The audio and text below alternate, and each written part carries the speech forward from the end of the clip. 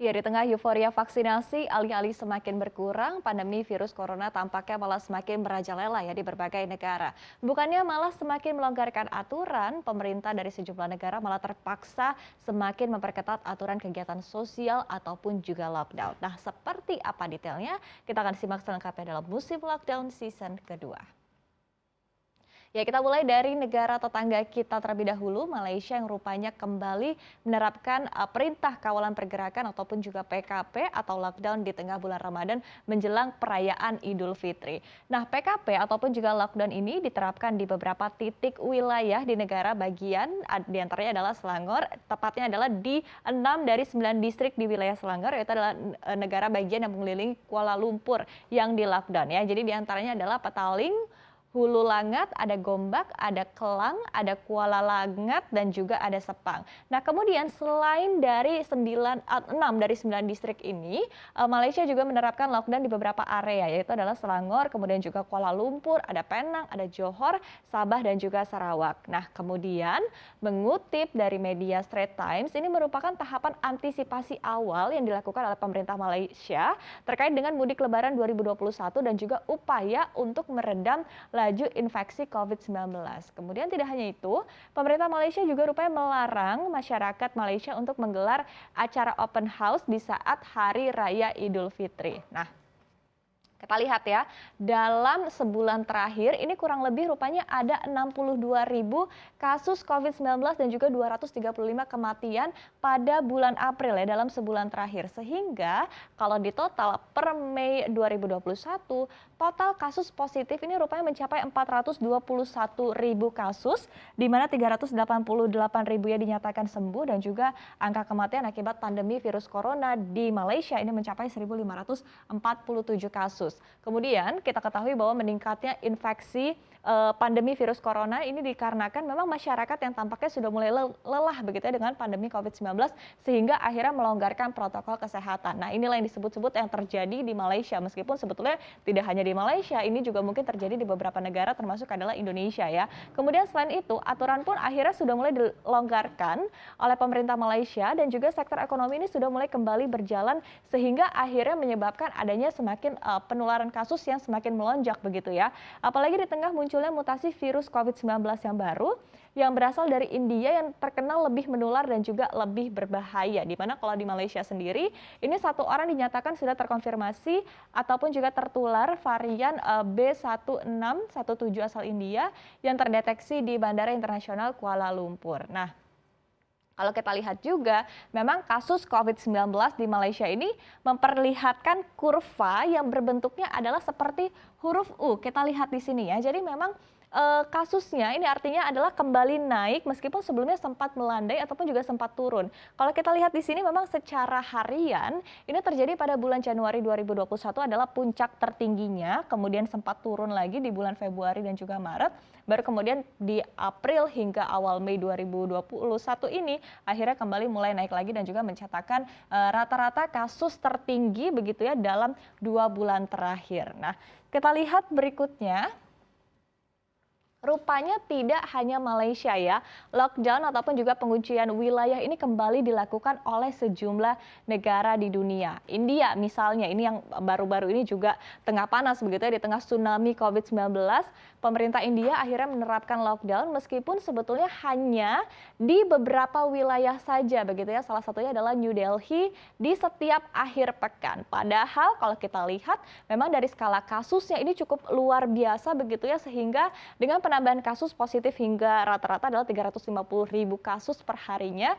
Sebetulnya pemerintah India ini diminta agar melakukan lockdown secara nasional ataupun juga secara total. Tapi rupanya permintaan ini ditolak oleh pemerintah India dengan alasan adalah lockdown secara total ini pernah dilakukan loh di awal masa pandemi, tapi rupanya tidak terlalu ngefek begitu karena rupanya kasusnya kembali melonjak dengan sangat signifikan begitu. Kalau kita lihat datanya bahkan hingga 5 Mei 2021 ada total 20,7 juta kasus positif di India ya, di mana 17 jutanya ini dinyatakan sembuh dan juga jumlah yang meninggal dunia ini bahkan mencapai 226.000 kasus dan ini menjadi negara kedua setelah Amerika Serikat dengan jumlah kasus tertinggi di dunia.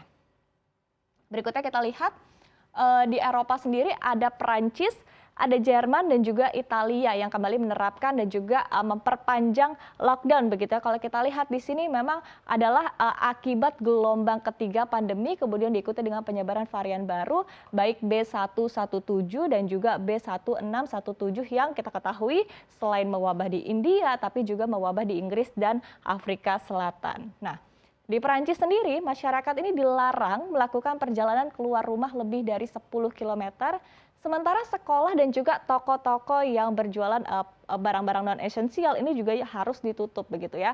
Sementara kalau Jerman ini akhirnya memperpanjang masa lockdown dengan sedikit keringanan, termasuk akhirnya izin untuk membuka toko non-esensial pada area-area dengan kasus penularan yang rendah. Kemudian kalau kita beralih ke negara lainnya ya, ada Turki, Pakistan dan juga Filipina. Kita lihat di sini. Kalau Turki sendiri, ini kita ketahui bahwa memang pemerintah ini baru saja menerapkan lockdown ketat per Kamis 29 April lalu dan kebijakan ini akan berlaku selama 3 pekan ke depan hingga 17 Mei mendatang ya.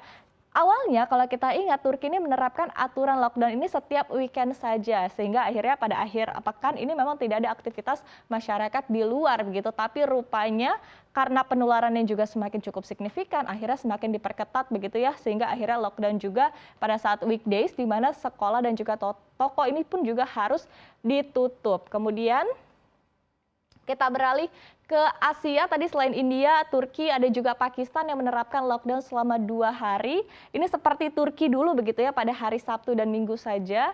Kemudian dari Asia Tenggara ada Filipina yang memperpanjang masa lockdown yang berlaku di sejumlah daerah, yaitu adalah Ibu Kota Manila dan juga 4 provinsi yang terdekat. Nah, kalau dari segi jumlah kasusnya kita bisa lihat di sini ya, rata-rata adalah di atas 3 juta kasus begitu. Perancis 5,71 juta kasus, Jerman 3,46 juta kasus, Italia 4,6 juta kasus dengan angka kematian dari 83.000 hingga 122.000 kasus begitu di Eropa. Sementara untuk di Turki sendiri ini 4,96 juta kasus dengan angka kematian adalah 41.000 kasus dan Pakistan meskipun sebetulnya angkanya masih di bawah 1 juta kasus, tapi angka kematiannya ini tidak main-main bahkan hingga 18.000 kasus begitu ya. Sementara Filipina ini adalah menjadi negara kedua dengan kasus infeksi dan kematian terbanyak di Asia Tenggara. Kita lihat. Nah, kalau tadi ini Filipina saja menjadi negara kedua ya dengan kasus infeksi terbanyak. Tapi sebetulnya posisi pertama ini adalah Indonesia ya untuk kasus terbanyak di kawasan Asia Tenggara. Nah, kita lihat sendiri ya kalau di Indonesia sendiri ini memang kurvanya sudah mulai melandai. Tapi tetap kita harus waspada, tetap harus was-was dengan potensi akan adanya gelombang kedua apalagi baru ditemukannya varian baru yang tadi sudah dijelaskan begitu ya. Apalagi juga kita ketahui bahwa memang di tengah euforia vaksinasi, protokol kesehatan juga akhirnya menjadi lengah. Sehingga inilah yang perlu diwanti-wanti ataupun juga diwaspadai oleh masyarakat. Nah, baru-baru ini Kemenkes menyatakan bahwa rupanya ada 59 kasus positif COVID-19 yang datang dari para pelaku perjalanan asal India. Di mana 49 diantaranya adalah warga negara India. Sementara 10-nya adalah WN Indonesia. Nah, kemudian dari kasus ini rupanya ditemukan satu varian baru B1617 yang mewabah di India akhirnya masuk ke Indonesia. Sementara hingga saat ini akhirnya tengah dilakukan pemeriksaan whole genome sequencing terhadap 59 kasus baru ini untuk mengetahui apakah sebetulnya ada potensi virus atau varian dan juga mutasi virus baru baik adalah B1617 maupun juga B1117 ya ataupun juga varian lainnya dan katanya ini pada akhir pekan ini bahwa memang akan keluar nih hasil dari pemeriksaan ini. Nah, kemudian pertanyaannya adalah di tengah situasi seperti ini, apa langkah yang dilakukan oleh pemerintah? Nah, sebetulnya kalau kita lihat, ini masih biasa-biasa aja ya. Kalau kita lihat juga PPKM masih gitu-gitu aja, jalanan juga masih macet-macet aja. Karena memang kegiatan ekonomi sudah mulai kembali, perlahan-lahan sudah mulai kembali pulih begitu ya.